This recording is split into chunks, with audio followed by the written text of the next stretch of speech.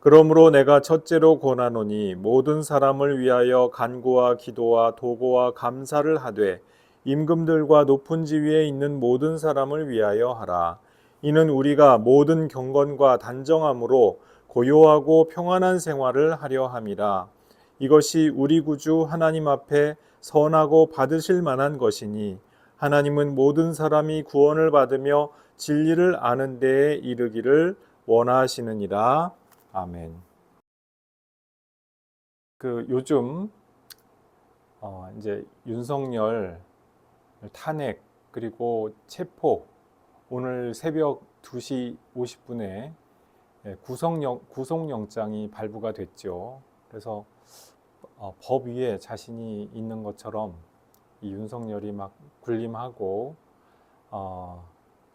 다른 그 정확한 표현이 없다고 해야겠죠. 정말 진상을 떨다가 구속을 받았죠. 참 다행하고 감사한 일인데, 근데 이제 윤석열의 지지자들, 전광훈의 그 무리들이 이제 막 법원 유리창을 깨고 막 진입을 하고 거의 폭동에 준하는 수준의 그러한 난동을 부렸다는 것입니다. 그러니까 이 사람들이 이야기를 할 때 소위 국민 저항권이라는 것을 이야기해요. 이 모든 것들은 법 위에 있다 그러면서 국민 저항권이라고 하는 것을 얘기하는데, 이 전광훈 씨가 목사라고 이제 자칭 목사이기 때문에 이게 이제 목사로서 이 이야기를 들은 풍월로 이야기를 하는 겁니다. 정확하게 이것을 알고 있다고는 보여지지 않는데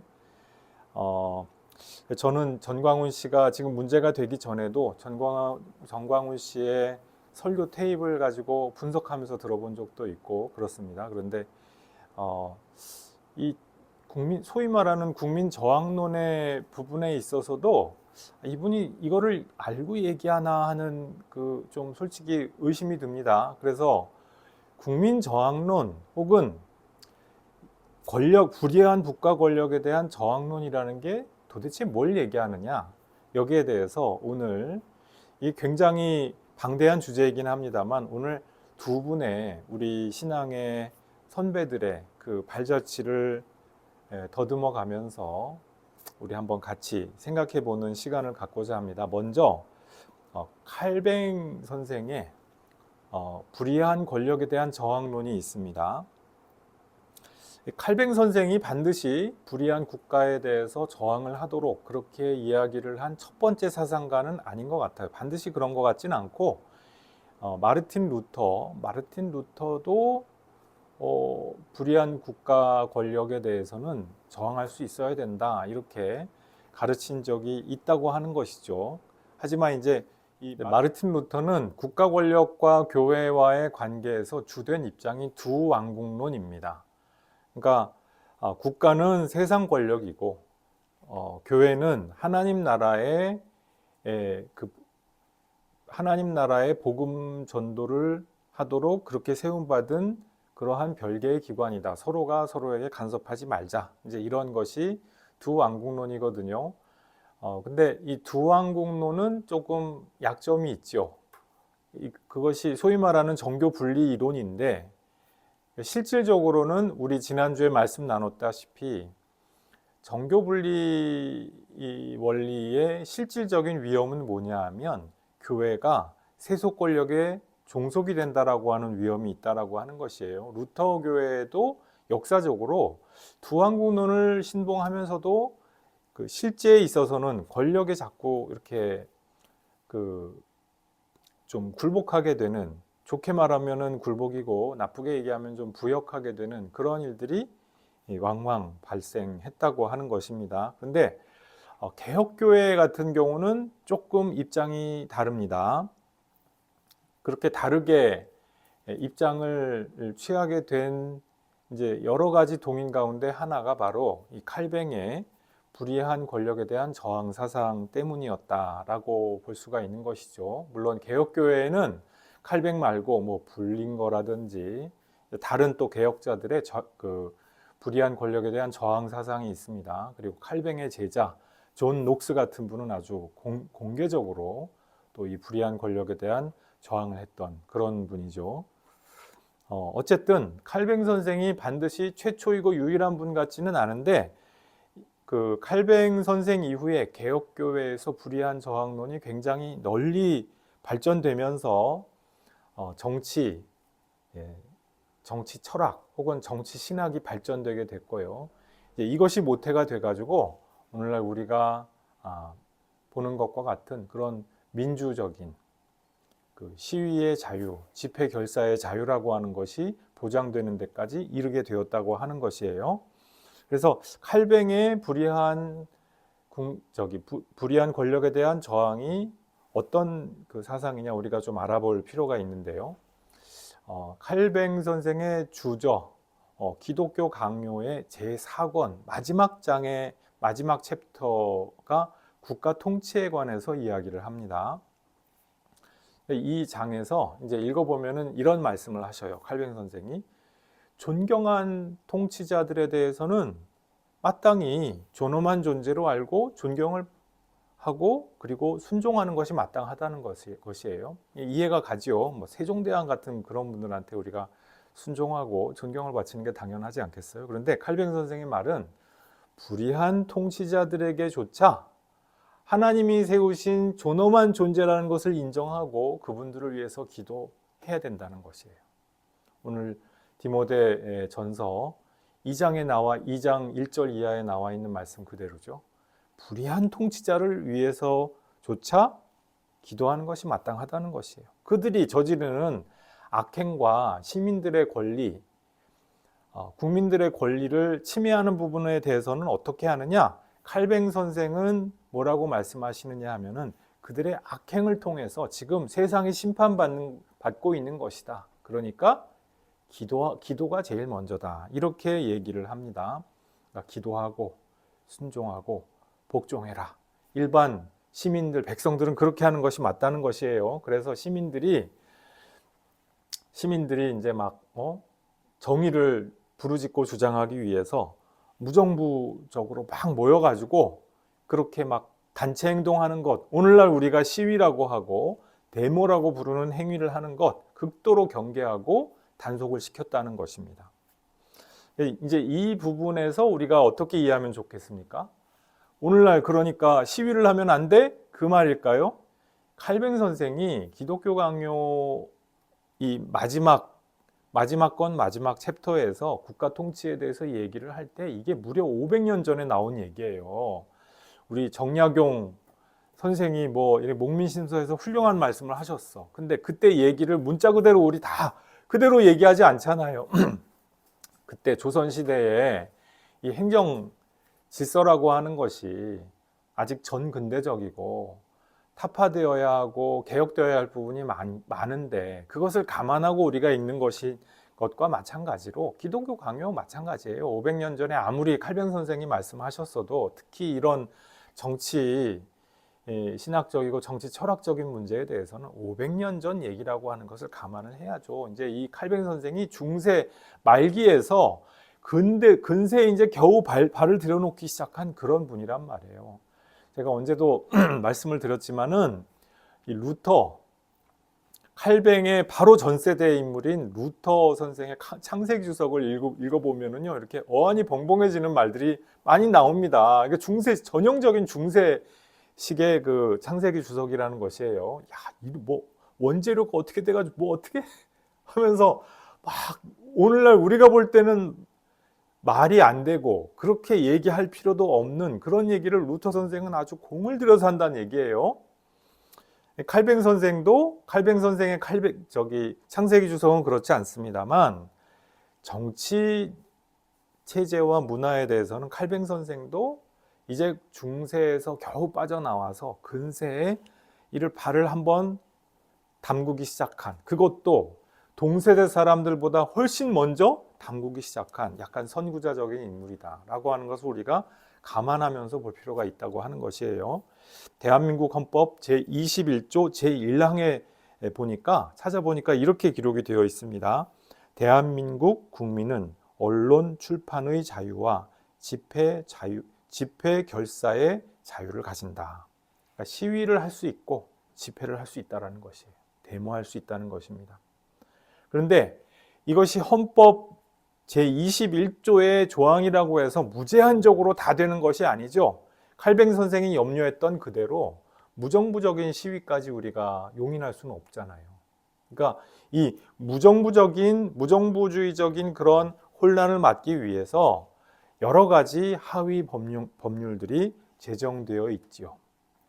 이 중에도 물론 악법이 있습니다만은 이제 독재자들이 자기들한테 항거하지 못하게끔 여러 가지 독소 조항을 넣고 아주 디테일하게 나쁜 법들을 많이 만들어 가지고 이 시민의 자유를 제한하려고 하는 시도를 여전히 하고 있습니다만, 그러나 어찌 됐든 이 선한 의도는 무엇입니까? 무정부주의적인 혼란은 좀 막아보자라는 것 아니겠어요? 그래서 칼뱅 선생도 이 시위를 하면은 무정부주의적인 행태가 나타나니까 이걸 좀 우리가 최대한 조심하고 삼가자, 이런 의미로 볼 수가 있겠죠. 자, 그런데 칼뱅 선생이 그러면은 말씀하는 저항 방법은 뭐예요? 불이한 권력에 대해서 국민 저항권 운운하면서 막 다 뒤집어 엎자. 칼뱅 선생은 이런 거 절대 얘기하지 않았습니다. 청교도 올리버 크롬웰 같은 분도 이게 막 민중봉기 이런 거 얘기하지 않았어요. 이 의회혁명을 얘기했던 분이지. 그래 올리버 크롬웰이 아주 독하게 의회혁명을 한번 하고 나니까 영국 사회에서는 그거를 한번 겪고 나니까 치를 떤다고 하죠. 너무나 독해가지고. 그랬는데 이제 올리버 크롬웰은 자기가 하나님께 그런 소명을 받았기 때문에 이것을 충실하게 이행해야만 한다라고 하는 그런 강한 소명 의식이 있었다고 해요. 근데 그 소명 의식이 어디서 나왔느냐 보면은 기독교 강요에서 바로 그런 불의한 통치자들에 대한 저항을 할 수 있는 사람을 하나님이 사사처럼 예언자처럼 그렇게 일으켜 주신다라고 하는 그런 사상이 나온다라고 하는 것이에요. 이제 그것을 받아들인 것이죠. 그러니까 프랑스 혁명은 민중 봉기로 갔잖아요. 그래서 임금도 막 그냥 임금과 임금도 왕비도 그냥 다 목을 잘라버리지 않았습니까? 근데 이 청교도 사상 혹은 개혁주의가 퍼져가는 것은 그런 식이 되지 않았죠. 그런 이유가 뭐냐면은 칼뱅이 추천하는 저항 방법이 그런 것이 아니었다라고 하는 것이에요. 민중봉기에 대해서는 계속해서 칼뱅은 거리를 두고자 한다는 것이죠. 불의한 통치자에 대한 교회의 혹은 시민사회의 저항 방법은 무엇이냐. 여기서도 이걸 말씀하는 그 대목에서도 칼뱅 선생이 계속 얘기를 해요. 사사로운 개인은 폭군한테 대항하지 말아라. 너희들은 기도해라. 그게 사실은 그 사사로운 개개인들에게는 맞는 것이라고도 볼 수가 있죠. 왜? 그러다가 다치지 않겠어요? 패가망신하지 않겠어요? 근데 기독교 강요 제4권 20장 30절에 보면은 이제 칼뱅 선생이 하나님이 불의한 권력에서 특별한 어떤 사람들, 저항할 수 있는 은사를 주시는 그런 사람들에 대해서 언급을 합니다. 그런 사람들을 세우시고 활동하게끔 하신다라고 하는 것이에요. 그래서 아까 방금 말씀드렸던 올리버 크롬웰이라든지 이런 분들이 그런 은사를 받으신 분들이라고 볼 수가 있겠죠. 자, 그 다음에 이제 31절로 가면은요, 구체적으로 어떤 사람이 그런 사람들이냐? 콕 집어서 칼뱅 선생이 이렇게 얘기합니다. 국민의 자유를 보호할 헌법상 의무가 있는 관리들, 그런 사람들이 바로 불의한 권력에 저항해야 될 책무가 있는 사람들이다. 권리가 있는 사람들이다. 이렇게 이야기합니다. 칼뱅 선생이 이야기하는 저항권을 가진 사람들은 누구냐? 혹은 저항권을 대표하는 사람들은 누구냐? 합법적으로 선출되고 그렇게 해서 세워진 관리들이라고 하는 것이죠. 고대 스파르타의 감독관이 그랬고요. 로마의 호민관이 그랬고요. 또 당대에 유럽 여러 나라의 국회가 있었습니다. 거기에서 있는 여러 국회의원들이 바로 그런 사람들이다. 이 사람들이야말로 국민의 자유를 보호할 책무가 있다. 칼뱅 선생은 이렇게 봤던 거예요. 당대 정치 체제에 비추어서. 근데 오늘날 우리 사회하고 이 부분은 크게 다르지 않죠. 칼뱅에 따르면은 의회가 국민의 자유를 위해서 대변해서 폭군에게 저항해야 될 책무가 있다. 오늘날 대한민국의 상황에서는 어때요? 윤석열이라고 하는 폭군이 나왔는데 여기에 합법적인 저항을 할 수 있는 책무가 있고 권리가 있고 권한이 있는 주체가 누구라는 얘기예요. 시민들이, 국민들이 권력을 위임한 의회가 이 폭군에 저항하고 이것을 견제하고 중지시켜야 될 그러한 권능이 있다는 것이죠. 그래서 국회가 합법적인 의결을 통해서 이 폭군의 폭거를 저지시켰죠. 맞는 얘기라는 것이에요. 그래서 국민의 저항권, 이걸 얘기한다. 이것을 이야기하기 전에 칼뱅 선생이 얘기했던 저항권은 무엇이냐? 의회를 통한 합법적인 저항권이라 이거예요. 대한민국의 상황은 어떻습니까? 폭군이 쿠데타를 일으키고 친위 쿠데타를 일으켰을 때, 반헌법적인 책동을 했을 때 여기에 대해서 국회가 합법적인 절차를 걸쳐서 의결을 통해서 그것을 저지시켰죠. 국회 권능이 올바르게 행사됐죠. 국민 저항권이라는 게 어디 나올 수가 있어요. 자, 그 다음에 전광훈이 또 이 사람이 참 목사라고, 이게 벌써 이단으로 단죄가 되었어야 될 문제적인 사람인데, 목사라고 부르게 참 하나님 까불면 죽어, 이런 얘기를, 신성모독적인 얘기를 아무렇지도 않게 목사라고 하는 사람이 했다는 사람인데, 이 사람이 몇 년 전부터 현수막에 자꾸 보네퍼 목사님을 인용을 합니다. 그러니까 보네퍼 목사님도 이 폭군에 대한 저항 사상이 있는 분이었어요. 이 루터교회는 아까 말씀드렸다시피 두 왕국 이론이거든요. 정교 분리 원칙이에요. 하나님 나라와 세상 나라는 같지 않고 서로 섞이면 안 된다. 맞죠? 칼뱅 선생도 두 나라 이론을 역시 말씀하셨어요. 근데 루터교회에서는 칼뱅 선생과 달리, 칼뱅 선생은 저항권에 대해서 합법적인 의회의 저항권을 말씀을 하셨잖아요. 근데 루터교회는 이게 없었어요. 루터교회는 루터 선생이 이제 독일 제후들의 보호를 받아야 되는 그러한 처지에 있었기 때문에 이 저항권에 대해서 적극적으로 그 사상을 발전을 시킬 기회가 좀 적었습니다. 그래서 루터교회가 이제 대대로 이것 때문에 좀 고생을 하게 되는데, 보네퍼 목사님은 조금 달랐습니다. 이제 히틀러 정권이 1933년에 이 히틀러 정권의 법이 뉘른베르크 법이라고 하는 이 법인데, 여기에 법 제3조에 아리안 조항이라고 하는 것을 집어넣게 돼요. 이 아리안 조항이 뭐냐면, 아리안족이 뭡니까? 자기네 독일인들이 아리안족이라는 얘기잖아요. 비아리안인들에 대해서는 공직에 대한 선출이나 임용을 금지한다. 이것이 아리안 조항이었어요. 여기서 얘기하는 비아리안인이라는 게 누구냐? 독일 사회에서 콕 집어서 유대인을 콕 집어서 가리키는 거예요. 근데 이런 히틀러 정권이 이런 그 굉장한 차별을 조장하고 그리고 배제하는 이런 법을 했는데, 그럼 당대 교회는 어떤 역할을 했느냐?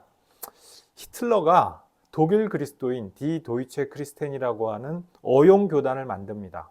그런데 이 어용 교단에 기존에 있었던 독일 루터교회, 독일 개혁교회가 전부 흡수가 되어버려요. 75% 정도가 다 흡수 통합이 되어버려서 독일 교회 총회에서 75% 정도, 80% 정도, 이 정도가 전부 이 어용교단에 의해서 휘둘리는 그런 그 상태가 돼버립니다. 심지어는 뭐라고 이 사람들이 그 독일 그리스도인이라고 하는 이 교단이 뭐라고 얘기를 하느냐? 히틀러야말로 하나님께서 독일 민족에게 주신 새로운 메시아다 이렇게 떠받들어요. 히틀러가 메시아라는 거예요. 이 완전히 얼마나 황당한 얘기입니까? 근데 당대에 이거를 뭐 이렇게 사이비 종교에 놀아나서 이렇게 그 살짝 그 정신줄 놓게 된 사람들이 이런 얘기를 한 게 아니라 당대의 유명한 신학자들이 목회자들이 이런 얘기를 하고 다녔다는 것이에요. 뭐 엠마누엘 히루시라고 뭐 키에르케고르 연구로 아주 유명한 그 신학자 겸 철학자가 있으셔요. 이분이 이런 얘기를 막 그냥 지지하고 다니고 이게 얼마나 황당한 얘기입니까? 그러니까 보네퍼가 여기에 깜짝 놀랐어요. 보네퍼가 당시에 몇 살이었느냐? 약관 27세. 이제 신학교 갓 졸업해가지고 목사 안수 받고 이렇게 하는데 이분이 약관 27세의 신학자 보네퍼가 이제 그 유대인 문제 앞에 선 교회 디 키르케 포 데어 유덴 프라게라고 하는 이 유명한 논문을 쓰셨어요. 불과 27세의 나이에. 이 논문을 읽어보면은 보네퍼가 이렇게 말씀을 합니다. 종교개혁교회가 잘 들어보십시오. 진짜 27살 때 이런 탁월한 탁견을 낼 수가 있다니 정말 대단한 그 신학적인 천재라고 하지 않을 수가 없는데 이런 말을 하십니다. 첫 번째로 종교개혁교회가 국가에 직접 간섭하는 것이 독려되지는 않는다는 것이에요. 이제 루터교회가 두 왕국 이론을 가지고 정치와 국가 권력에 대해 불간섭을 했잖아요. 이제 그걸 말씀하는 것이죠. 그 왜 불간섭을 해야 되느냐? 국가는 하나님께서 세우신 불의한 세상의 질서를 유지하는 하나님의 기관이기 때문에 여기에 대해서 함부로 간섭하는 것은 옳지 않다. 맞는 얘기죠. 맞는 얘기예요. 우리 개혁교회적인 관점에서 봐도 틀림없는 말씀입니다. 그런데 국가 폭력을 자행하고 자기 정당성을 부정하면서 국가적인 질서를 도모하는 것이 아니라 오히려 와해시키고 폭력으로 질서를 강제하는 그러한 상황이 되면은 여기에 대해서 교회가 국가에 대해서 어떠한 관계를 취해야 되느냐. 첫 번째, 국가 권력의 책임성에 대해서 질문을 해야 된다는 거예요. 당신들 이렇게 하는 것이 맞느냐? 이런 식으로 폭력으로 질서를 강제하는 것이 과연 맞느냐? 정의와 공평과 자비와 그러한 가치들은 국가가 마땅히 행해야 될 그러한 질서는 도대체 어디 갔느냐? 이제 이런 것을 교회가 질문해야 마땅하다고 하는 것이죠. 두 번째로 교회는 국가 권력의 혹은 국가 폭력의 희생자들에 대해서 무조건적인 책임을 져야 한다. 그렇죠? 우리 한국 사회 같은 경우에 지역 차별로 인해서 혹은 색깔론으로 인해서 고통을 당하는 사람들, 세월호 참사같이 이것이 정말 어떤 국가 권력이 만들어낸 참사인지조차 그 정체와 의도가 불분명해 보이는 뭔가 파보면 거기 분명히 뭔가 있거든요. 뭔가 있는 것이 여러 경로를 통해서 지금 발견이 되고 있고 밝혀져 있고 끝끝내 그 진실의 그 엑스파일을 그냥 봉인해 버렸죠. 이 세월호 그 참사에서 가해자로 지목됐던 사람들이 그걸 그냥 다 봉인해 버렸죠. 그리고 참사 진실규명위원회에서도 사사건건 다 방해해서 모든 것들이 지금 밝혀지지 않은 상황입니다. 그리고 음모론으로 치부되었던 모든 것들 알고 보니까 다 그게 정확하더라는 것이에요. 항적이 다 벗어나 있고 그때 항적이 설명될 수가 없고 그때 당시에 음모론으로 치부되고 지금까지도 수많은 사람들이 조롱하고 있었던 것들 최근에 또 이 다큐 영화가 또 나온다고 하는데 거기서 공통되게 얘기하는 것이 이 문제 제기는 여전히 유효하다라고 하는 것이죠. 이런 것에 대해서 교회는 무조건적으로 책임을 지고 그들의 아픔에 대해서 함께 연대하고 이럴 수가 있어야 된다고 하는 것이에요. 그러면서 유대인처럼 그리스도교로 개종한 유대인들도 있겠죠. 그러나 개종하지 않고 무신론이던 유대교던 다른 신념을 갖고 있는 유대인들에게 대해서조차도, 그리스도교 공동체에 속하지 않은 사람들에게 대해서조차도 교회는 연대와 책임을 져야만 한다고 하는 것이에요. 이와 같은 연대와 책임을 통해서 교회는 국가에 대해서 자유롭게 봉사한다. 국가가 교회를 강제 통합시킨다면 아까 말씀드린 바로 그것이죠. 가장 충직한 봉사자를 잃는 것이다. 이게 참 진짜 기가 막힌 문장인데, 강제 통합시켜서 국가의 꼭두각시 노릇을 교회가 하게 된다면, 어용 교회가 되고 부역하는 입장이 되어버리게 한다면, 국가가 될 수 있게 하는 가장 충직한 봉사자를 없애버리는 것이다. 교회는 오히려 이런 국가와 갈등을 빚음으로써 역설적으로 국가 권력을 인정하는 것이다. 정말 탁월합니다, 진짜. 정말 감탄하게 되는, 이렇게 속이 시원하게 되는 그러한 탁월한 말씀인데, 세 번째 이야기하는 교회의 행동 가능성이 있어요. 그게 뭐냐 하면, 더 이상 바퀴 아래에 깔린 희생자들의 상처를 감싸주는 데 머물러 있어서는 안 된다는 거예요. 바퀴 자체가 잘못 굴러가고 있기 때문에 그 바퀴 자체를 멈추어 주어야 한다. 교회는 이것을 위해서 정치적 행동에 직접 나설 수가 있어야 하고, 그리고 그 정치적인 직접 행동의 필요성은 개신교 공의회에 의해서, 콘칠에 의해서 결정되어야 한다. 이제 이런 말씀을 1933년 논문, 약관 27세의 나이에 이 보네포 목사님이 말씀을 합니다. 정말 대단한 말씀인데, 그리고 1933년 같은 해에 독일 그리스도인 교단에 반대하는 신학선언을 준비합니다. 베델에서. 이 베델 신학선언이라고 하는 것을 준비하는데 다 모아서 이제 하려고 하다 보니까 원래 원안하고 너무 달라지는 거예요. 이게 누더기 안이 돼버려가지고, 이게 신학선언이라고 하기에 참 겸연쩍은 이상한 내용이 되어버리니까 본인이 나중에는 거기에 사인을 하지 않으셨다고 하는 거예요. 그리고 이제 그 이듬해에 상황이 점점 안 좋아지는 가운데 이제 루터 교회와 개혁 교회의 교회 지도자들이 모여가지고 이제 바르멘 신학선언이라고 하는 유명한 저항 문서가 나타나게 됩니다. 여기서 이제 마르틴 니멜러라든지 칼 바르트라든지 이런 분들이 참석을 하셨고, 개혁교회의 대표자 가운데 이제 신학자 칼 바르트가 이 바르멘 신학선언을 초안하셨거든요. 근데 바르멘 신학선언이 나왔는데 이게 얼마나 지지를 받았겠어요?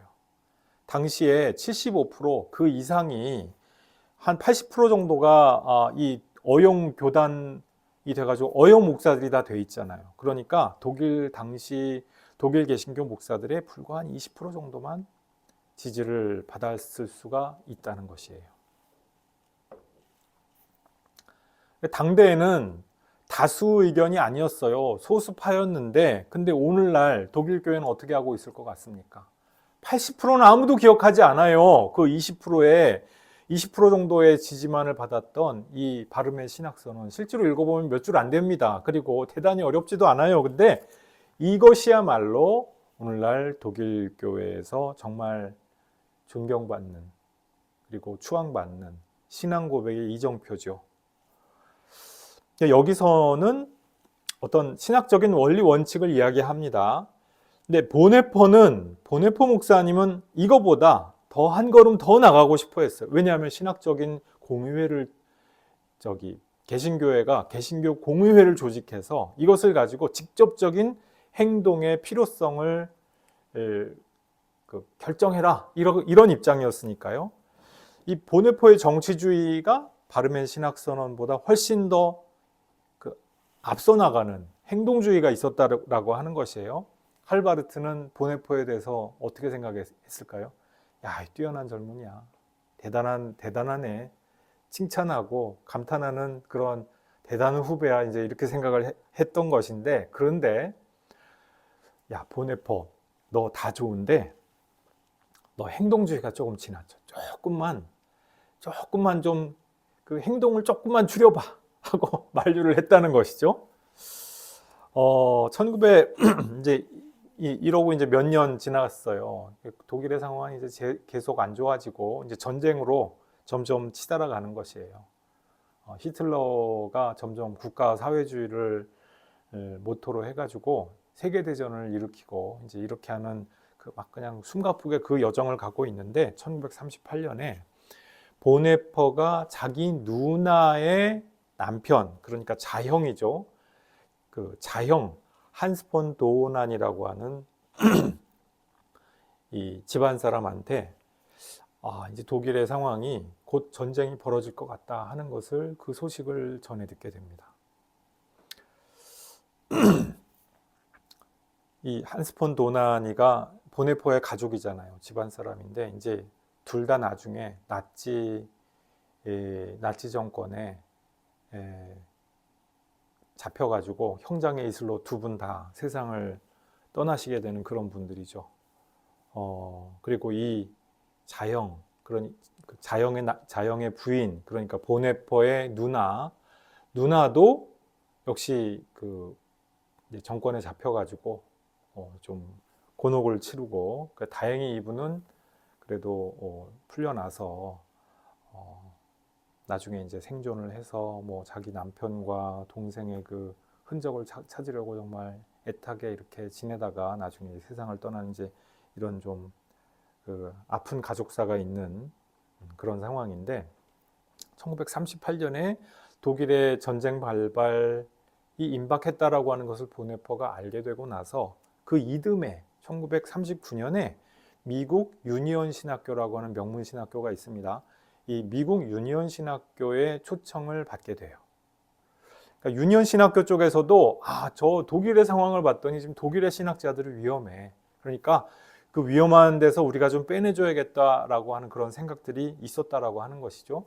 그래서 망명이 내가 여기 가면은 신학 연구도 계속하고 초빙 교수, 뭐 교수직을 하면서 그렇게 망명해서 살 수 있지 않을까 하는 그런 유혹을 아주 강하게 느꼈다는 것이에요. 사람이라면 왜 그렇지 않겠어요? 야, 내가 망명해서 좀 안전하게 살고 교수 생활도 하고 좀 이렇게 폼나게, 실제로 그렇게 산 분이 있어요. 파울 틸리히라고. 이분이 나중에 미국 유니온 신학교의 조직신학과 교수가 됩니다. 그래서 이제 라이놀드 니버하고 기독교 윤리학 쪽에 라이놀드 니버, 조직신학 쪽에 이 파울 틸리해서 굉장한 그 당대 아주 엄청난 신학 명문으로 발돋움했던 이제 그런 적이 있는데, 근데 이제 이 보네퍼가 그래서 미국에 갔어요. 초청을 받아가지고 실제로 미국에 갔는데 이 영혼이 편치가 않은 거예요. 마음이 편치가 않아요. 불과 2주 후에 이 라이놀드 니버가 그렇게 만류하는데도, 그러니까 이 선배 신학자들이 볼 때 이분이 너무 아까운 거예요. 지금 이대로 가면 불구덩이로 뛰어드는 건데 너 행동주의 조금만 좀 줄여줬으면 좋겠어. 제발, 지금 너 마음은 알겠는데 조금만 여기서 해서 나중을 생각해다오 하는데 이 보네퍼 목사님이 피가 끓는 거예요. 아직 20대 초반, 이때 당시에는 이제 30대 초반이잖아요. 20대 중후반에서 30대 초반에 정말 피 끓는 열혈 신학도였기 때문에 나는 그럴 수 없다고. 전후 독일교회 재건을 위해서 내가 지금 귀국하지 않는다면은 모든 것은 다 의미가 없을 거라고. 이제 그렇게 하고서 귀국을 하죠. 이제 그러고 나서 30년대, 40년대 히틀러 어디까지 이제 나중에는 그렇게 하고 나서 이제 히틀러 암살단에까지 이제 가담을 해가지고 그 자형하고 같이 활동을 하다가 그게 적발이 돼가지고 이제 이 나치 정권에 의해서 처형을 당하는, 그것도 그 이제 패전 하루 전에 독일이 제일 미워했고 나치 독일이 반드시 그 복수하고 싶었던 그 사람 중에 보네포 목사님이 있었던 거예요. 그래가지고 이분이 결국에는 형장의 이슬로 이렇게 순교하게 하시게 되죠. 그러니까 순교하시게 되면서도 이것이 끝이 아니라 지금부터가 시작이다. 이런 유명한 말씀을 하고 막 예수님의 가상칠언이 생각날 만큼 정말 의미심장한 말씀을 하시고 가셨는데, 이분이 다른 신학자들처럼 막 칼바르트 같은 경우에 86세까지 사셨거든요. 그러면서 9,000페이지가 되는 정말 지금도 전 세계 신학도들이 이 칼바르트의 교회교약을 읽으면서 정말 머리가 빠지고 머리가 새는 그런 그 신비한 기적을 체험을 하고 있을 겁니다. 저도 그러고 있는 중인데, 보네포라고 그렇게 하지 않을 이유가 없는 분이거든요. 정말 탁월한 신학자거든요. 20대 중후반에 그런 탁월한 문장을 쓰실 만한 분이니까, 그런 탁월한 통찰이 있는 분인데, 그분이 남긴 옥중서신집, 저항과 복종이라고 하는 그 말로 우리말로 번역이 되어 있는 그 비더슈탄트 und Ergebung이라고 하는 그 책인데, 이제 그 책이 옥중서신집이거든요. 거기에서 이제 이 이후에 기독교의 모습에 대한 정말 그 천재적인 발상들이 많이 있죠. 그래서 보네포 목사님이 굉장히 인상 깊은 순교자의 삶을 살았는데, 근데 이 정광훈 씨가 황당하게도 보네포를 인용하고 있다는 것이에요. 미친 운전사는 끌어내려야 한다. 미친 운전사는 끌어내려야 한다. 여기서 이거는 이제 문재인을 끌어내려야 한다. 이제 이게 처음에 이 현수막이 걸렸을 당시에는 이제 그런 뜻이었고, 요새는 좌파 빨갱이들을 척결해야 된다. 이제 이 뜻으로 얘기하는 것 같습니다. 이게 보네포 목사님이 순교하고 나서 1년 뒤에 1946년에 공개된 목사님의 편지에 나오는 이야기입니다. 미친 운전사는 끌어내려야 하지 않겠느냐, 사람들을 구하기 위해서. 우리 1933년 논문에 나와 있던 얘기랑 결이 같죠. 사람들을 고통스럽게 하고 죽고 다치게 만드는 바퀴를 멈추게 하는 일들을 교회가 감행해야 된다. 그 얘기를 했던 것과 같은 얘기죠. 이제 이 자형 한스 폰 도나니가 이 목사님한테 이런 질문을 한 거예요. 칼을 쓰는 사람은 칼로 망하지 않느냐. 근데 암살 기도라고 하는 것이 가당키나 하냐. 우리가 이게 하는 게 과연 신앙적으로 맞느냐. 보네포 목사님이 이렇게 답을 했다고 해요. 독일 민족을 위해서 우리가 심판에 떨어지는 것까지라도 감수해야 하지 않겠느냐. 이렇게 답했다고 합니다. 하나님께 버림받기 원하는 바로 그때, 모세처럼 바울처럼 버림받기 원하는 바로 그때야말로 하나님께 가장 깊이 결합되어 있다. 이것이 보네포 목사님의 믿음이었다고 해요. 자, 보네포 목사님이 말하는 저항권은 뭡니까? 국가가 전체주의화해서 폭정을 자행하는데, 교회가 여기에 대해서 그 기득권에 빌붙어가지고 어영교회로 전락하고 부역자가 돼서는 안 된다는 얘기. 한마디로 말씀드리면 그겁니다. 세상의 질서를 깨뜨리고 있는데 거기에 박수 쳐주면서 하늘이 내린 지도자 운운하고 영도자 운운하고 이래서는 안 되지 않겠느냐. 한마디로 그 얘기예요. 여러분, 대한민국의 어느 정권에서 초헌법적인 국가폭력과 폭정을 자행했습니까? 우리 기억을 떠올려 봅시다. 누굽니까? 이승만이 자행했죠. 사람들을 대학생들 그 앞에서 발포해가지고 사람들을 죽게 만들었죠.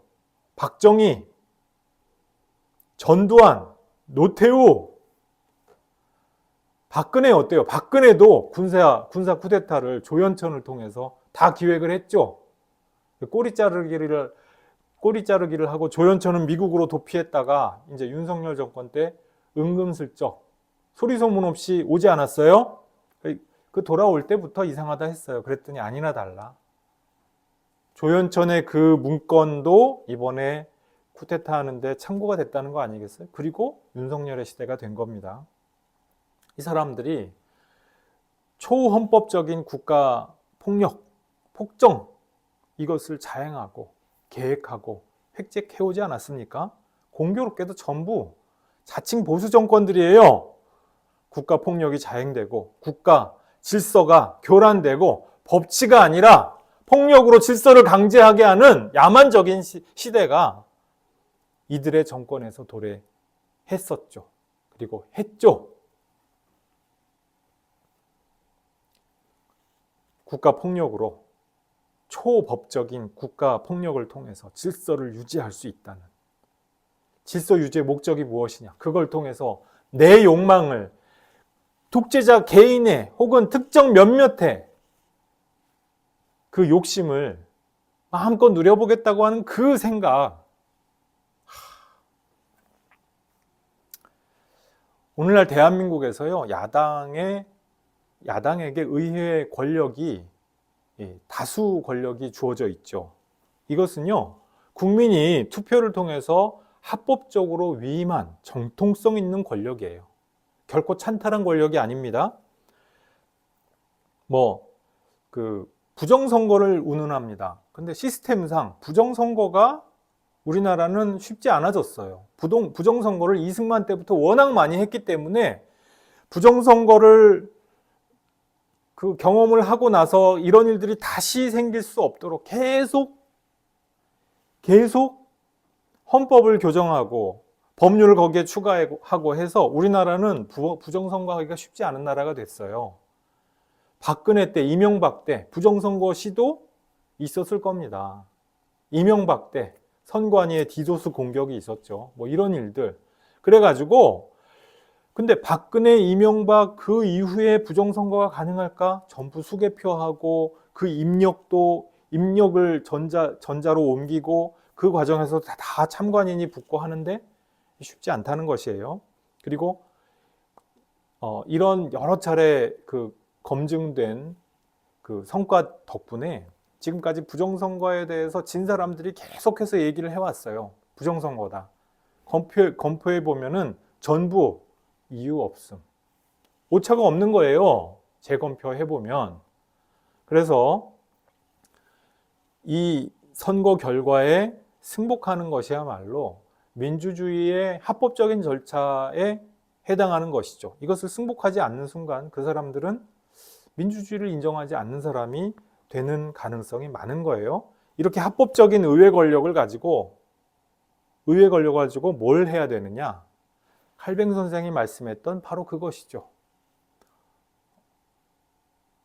그 권력자가 폭군이 되려고 할 때 이것을 정당하게 저항하고 비판하고 견제해야 할 책임과 권한, 권능이 이 의회 권력에 주어져 있다라고 하는 이 말씀이에요.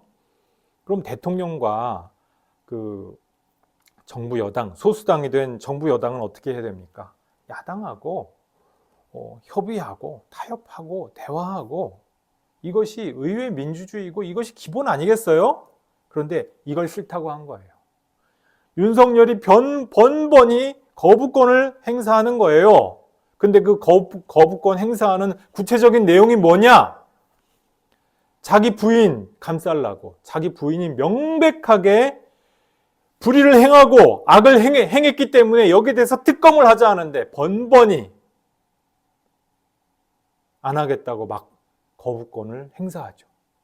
거기에 관련된 것들 전부 거부권하고, 그거하고 아무 상관없는 것까지 전부 거부권을 전부 행사하고 있죠.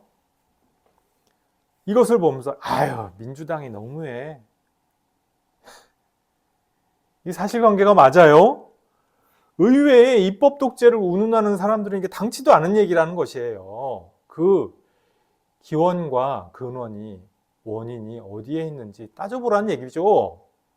윤석열이 법 위에 군림하려고 하기 때문에, 왕처럼 굴려고 하기 때문에, 마치 중세시대의 왕처럼 군림하려고 하기 때문에 이 어처구니 없는 일이 벌어졌다라고 하는 것입니다. 12.3 비상계엄은요, 우리가 알다시피 법적 요건이 충족되지 않은 친위 쿠데타를 획책한 것이죠. 이 계엄에 대한 법률을 찾아보니까요, 계엄 선포는 먼저 전시사변에 준하는 비상사태로 인해서 사회 질서가 교란되었을 때 그 지역에 선포하도록 그렇게 되어 있습니다. 근데 12월 3일 날에 대한민국의 상태가 어땠어요? 평화로웠잖아요. 그냥 일상이, 평화로운 일상이 지속되고 있었죠. 또 계엄 선포 전에 국회 소집을 먼저 대통령이 요구하도록 그렇게 되어 있어요. 국회에 내가 계엄을 할 텐데 국회에 통보를 먼저 하고요. 그러니까 소집을 해다오. 이렇게 하는 것이 헌법이 정한, 법률이 정한 계엄의 절차예요. 근데 어떻게 했나요? 기습적으로 선포했죠. 그것도 10시 반에. 이 얼마나 그 다음에 국무회의에 심의가 있었어야 됐는데 우리 이거 어떻게 밝혀지고 있습니까? 국무위원 자신들도 왜 모였는지 모르는 모임을 그 정족수를 딱 맞춰가지고 모이게 한 다음에 요식적으로 5분 딱 모이고 나 계엄할 거야. 알아서 해. 서명해 서명. 이러고 끝났다는 거 아니에요? 이게 뭡니까? 이게 나랍니까? 자, 계엄 시행 중에도 국회의원은 불체포 특권을 유지한다라고 법상 그렇게 돼 있어요. 찾아보니까. 그런데 우리 전 국민이 다 봤잖아요. 영상으로 다 봤잖아요. 국회의원들이 계엄령을 해제시키기 위해서 의사당으로 모여들고 있는데 그 의사당 진입을 저지하려고 경찰을 동원했죠. 윤석열의 계엄 선포가 대한민국의 헌법과 법률이 정한 모든 법정 요건을 충족시키지 못했다. 이게 분명한 거예요. 이게 뭐 법적인 전문가라 이걸 알 수 있는 것이 아니라 너무나 분명한 거예요.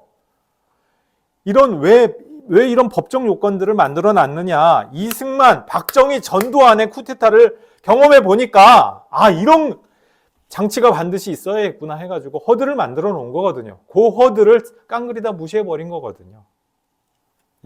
의회에 이승만이가 군대를 투입하니까 야 이거 안 되겠다 해서 의회에 해산은 절대로 안 되고 불체포 특권은 절대로 유지하여야 된다. 이렇게 법상 정해놓은 것이거든요. 그런데 의회에 군대를 투입했다? 이건 이승만 시대도 안 되던 거를 지금 하고 있다는 것입니다. 이승만 시대로 대한민국의 상황을 돌이켜버린 그 법률을 돌이켜버린 것이죠. 제가 정말 깜짝 놀랄 얘기를 들었어요. 좀 나이가 좀 드신 분인데 한 60대 어떤 분이 그 윤석열이가 말이야 계엄을 하려면은 의회 해산부터 하고 해야지 말이지. 하려면 제대로. 그 이야기를 듣고 경악을 금치 못했어요. 의회 해산부터 하라고요? 그런 반헌법적인 발상이 어딨어요? 전체주의적인 발상입니다. 공산당들이나 하는 그런 악한 발상이에요. 반헌법적이고 반민주주의고 전체주의적인 발상. 의회 해산을 하라고요? 국가 질서를 교란하는 행위죠. 근데 이걸 지금 교회가 이것을 앞장서 지시한다? 이 정말 이게 마음이 너무나도 아프고 너무나도 답답한 얘기예요. 부정선거론? 현재 의회 권력이 가짜라고요? 웃기지 마셔요. 지금 현재 윤석열 정부 인수위에 참여했던 신용환 교수님이라는 분이 있습니다. 이분이 엄청난 메모광이에요. 그래가지고 모든 회의, 모든 모임마다 메모책에다가 다 기록을 해놓는데요. 정말 대단하시더라고요. 전부 메모로 있어요. 자기 친필로, 심지어는 이면지에다가 절대로 조작이 불가능한 그런 메모 쓰기 절차를 해오셨더라고요. 근데 최근에 그걸 가지고 폭로를 하셨어요. 이제 이분이 이 메모를 압수당할까 두려워해가지고 전 가족이 정말 눈물겨운 노력을 했더라고요. 그 부인하고 그 이제 고3 수험생 딸이 있었는데 가족이 전부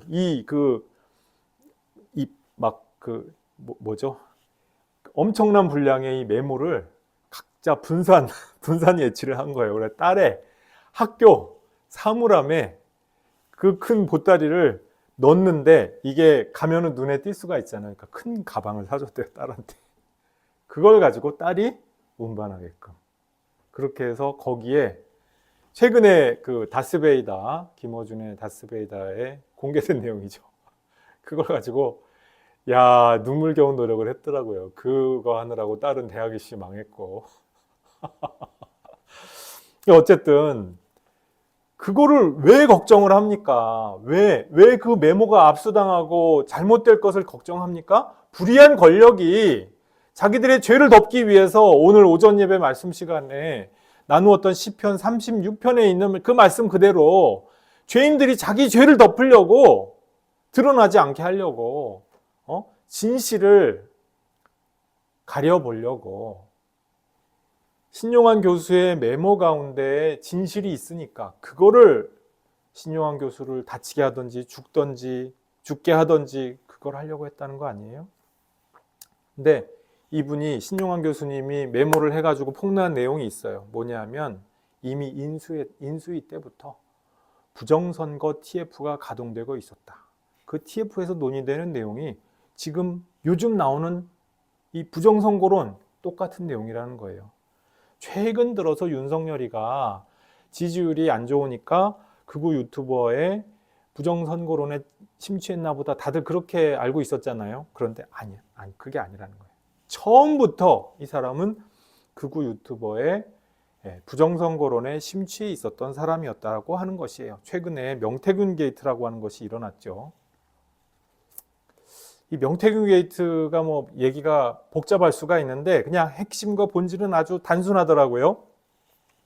명태균이라고 하는 이 그 막후의 책사 같은 사람을 통해서 여론조사를 조작한 다음에 법률이 정한 그 범위를 넘어서는 여론조사를 한 다음에 국힘당 후보가 됐다는 것이에요.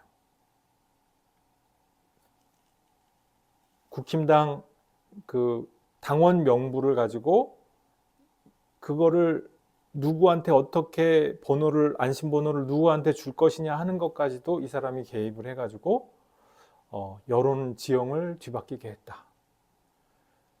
윤석열을 지지 않을 것 같은 사람한테는 안심번호가 여론조사 그 전화가 가지 않게끔 이런 식으로 조작을 해서 후보가 되게 했다. 그리고 대통령 할 때도 여론조사 다들 아마 기억들 하시겠지만 여론조사가 이상했어요.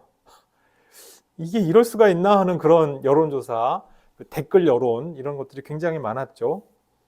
그런 것들을 통해서 이제 대통령이 되었다라고 하는 것이 명태균 게이트의 본질이고 핵심인데 여기에 국힘당의 관계자들이 줄줄이 다 들어가 있는 거예요. 홍준표 또 뭐 당시 국힘당 대표였던 이준석 그런 그 국힘당 인사들이 다 되어 있다.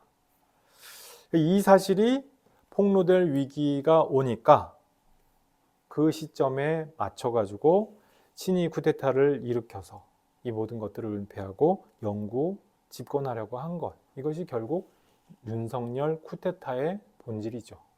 진짜 모습이죠. 현재 야당을 두고서 뭐 더불어민주당이 부정선거를 한다. 그런데 사실은 자기가 부정선거로 당선된 가짜 대통령이었다는 것입니다. 여론조사 가스라이팅 끊임없이 행해지고 있죠. 원래 전통적으로 여론조사를 하면은 항상 국힘당 쪽에 유리하게 나왔습니다. 국힘당 이전에 새누리 이전에 뭐 민자당 이전에 뭐 해가지고 계속 여론조사가 다 그런 식이었어요. 왜냐? 여론조사 하면은 바쁜 직장인들이 여론조사 그거 받고 앉아 있겠어요? 시간 많은 노년층들이 주로 받게 마련인데 노년층들은 그냥 무조건 박정희 향수에 이렇게 젖어 있는 세대이기 때문에 국힘당 쪽을 그냥 찍어준다는 것이에요. 나라 팔아 먹더라도 국힘당을 찍는다. 이런 사람들이 적지 않게 있다는 것이죠. 그만큼 국힘당은 틀릴 리가 없어. 이것을 철석같이 믿거든요. 적극적으로 응답하다 보니까 뭐 서울시장 선거, 역대적으로 역대 계속 여론조사가 그런 식으로 국힘당 쪽한테 유리하게 왔었기 때문에 거기서 이렇게 애누리를 몇 프로 하고 보는 것이 항상 옳았죠. 최근 들어서는 유령 여론조사 기관들이 막 난립을 하고 있습니다. 실체가 굉장히 불분명합니다. 이 사람들이 그렇게 하면서 막 윤석열에 대한 여론조사를 굉장히 높게 하죠. 지금은 또 뭐 50%가 넘었다나요? 50%가 넘었을 것 같아요. 광장에 모여드는 시민들의 수를 보면 알거든요. 저쪽은 돈을 줘가면서 모이게 하는데 이쪽은 자발적으로 나와가지고 모든 게 다 자발적으로 이루어지는데도 압도적이거든요. 그러니까 이상하니까 이제 여론조사 가스라이팅이 하도 기승을 부리고 그것으로 말미암아 대선도 그렇게 됐다라고 생각이 되니까 이제 김어준이 여론조사 꽃을 그 회사를 설립을 해가지고 대항을 했죠. 해보니까 총선 때 그게 아주 그 유감없이 위력을 발휘하지 않았어요. 여론조사 가스라이팅이 엄청 났는데 아니다. 민주당 지지 성향이 훨씬 더 많다. 민주당에 대한 지지가 확고하다. 이걸 끊임없이 얘기했는데 뚜껑을 열어보니까 어때요? 180석 가까이 나왔잖아요, 민주당이. 이게 현실이라는 것이에요. 여론조사 꽃에서 뭐를 이렇게 바꿔서 조작해서 그런 것이 아니고 정석대로 해보자는 것이거든요. 1:1 전화 면접 조사로 기계적으로 하지 않고 뭐 80 먹은 노인인데 저는 20대예요 이러고 답하는 것이 아니라 하나하나 다 전화 면접으로 해보자는 것이거든요. 그래서 이제 이런 식으로 여론조사 꽃을 통해서 여론조사 가스라이팅이 자기들 마음먹은 대로 안 되니까 이번에 윤석열이 친위 쿠데타 하면서 한 일이 뭐였어요? 아니 어떻게 보면 일개 유튜버인데 김어준을 살해하고 여론조사 꽃은 폭파하고 아니 막 그 폭탄 막 수만 톤이 그쪽으로 갔대. 최근에 국회에서 그런 일들이 막 밝혀지고 있죠. 여러분, 소위 국민 저항권이라고 하는 것에 대해서 오늘 생각을 좀 해보았습니다. 마무리를 하려고 하는데요. 국민 저항권이라고 하는 것은 전체주의에 대한 저항을 이야기하는 겁니다. 폭정에 대한 저항을 얘기하는 겁니다. 한마디로 말씀드려서. 법이 정한 합법적인 절차에 의해서 권력이 정통성 있게 행사가 되고 있을 때 그것은 비록 잘못하고 있는 점이 있다고 할지라도 거기에 대해서는 국민 저항권 운운하는 그것은 반역이에요. 잘못된 것이에요. 반민주적이고 파쇼적인 행태예요. 전광훈 씨와 그와 같은 부류들의 이 가스라이팅, 여론선동 이런데 우리가 속으면 안 되죠. 특별히 우리 기독교회가 자꾸 반공주의, 기득권자들의 이해관계에 자꾸 부역을 안 그래도 지금 100년 정도 그렇게 막 해왔는데 지금도 그렇게 한다는 것 너무나도 답답한 얘기고 너무나도 가슴 아픈 얘기입니다.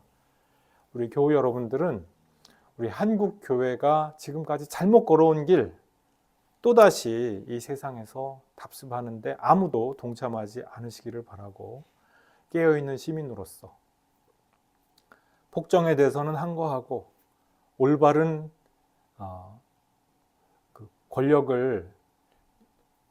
올바른 권력을 위정자들이 행사할 수 있도록 그들에게 비판적인 견제와 감시를 보낼 수 있는 그와 같은 세상의 시민, 하나님 나라의 시민으로서 모두 다 우뚝 서시는 여러분들 되시기를 주님의 이름으로 축복합니다. 아버지 하나님 감사합니다. 우리를 하나님 나라의 시민으로 불러주시고 또한 세상 나라의 시민으로서 더욱 충성할 수 있게 은혜 베풀어 주심 감사합니다. 우리가 하나님 나라의 법을 따라 살아가며 또한 이 세상에서 하나님께서 세우신 국가를 통하여서 이 세상 나라의 시민으로서 설 수 있게 하여 주셨사오니 주님 이 세상의 모든 하나님의 법과 상관없이 행하여지고 있는 모든 악한 일들, 폭압과 폭정과 그리고 전체주의에 맞서서 하나님의 의를 온전히 증거할 수 있게 도와주옵소서. 합법적인 절차를 잘 따를 수 있도록 시민의 감시를 게을리하지 않게 도와주옵소서. 주님, 전체주의를 부추기며 반공의 이름으로 반민주주의적이고 반헌법적인 일들을 자행하고자 하는 그와 같은 무리들이 있습니다. 이들이 자신들의 오류를 깨달아 알 수 있게 도와주옵소서. 주님, 이들이 하나님에 대하여서 대적하고 항거하는 죄를 범하고 있다는 사실을 주님 깨달아 알 수 있도록 주님 은혜를 더하여 주시고 복을 내려 주시옵소서. 우리 또한 하나님 나라의 시민으로서, 이 세상 나라의 시민으로서 주님 진정 깨어 있어서 모든 사람들을 구원에 이르게 하며 사람들을 평안과 평화로 인도할 수가 있는 시민의 역할을 잘 감당할 수 있도록 도와주시고 함께하여 주시옵소서. 대한민국을 기억하여 주시옵고 주님, 폭정을 일삼던 폭군은 속히 내려오고 다시 시민이 위임한 권력을 올바르게 행사할 수 있는 대통령을 주님께서 준비시켜 주시옵고 지켜주시고 보호하여 주시며 잘 세워져서 이 위기의 대한민국 함께 잘 헤쳐나가게 될 수 있도록 은혜 내려 주시옵소서. 감사드리옵고 예수님 이름으로 기도드리옵나이다. 아멘.